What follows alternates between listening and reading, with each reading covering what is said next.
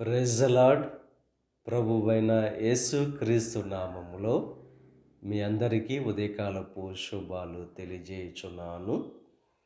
ఈరోజు దేవుడు మనకు అనుగ్రహిస్తున్న అతి శ్రేష్టమైన వాక్యము సమూయేలు 2వ గ్రంథము 22వ అధ్యాయము 26వ వచనాన్ని చదువుకుందాము.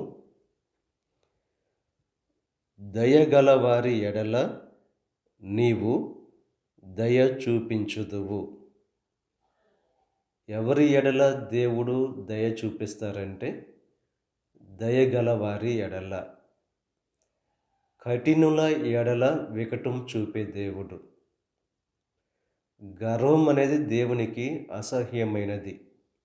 మనలో ఎప్పుడైతే గర్వం అనేది ఉంటుందో దయ లేని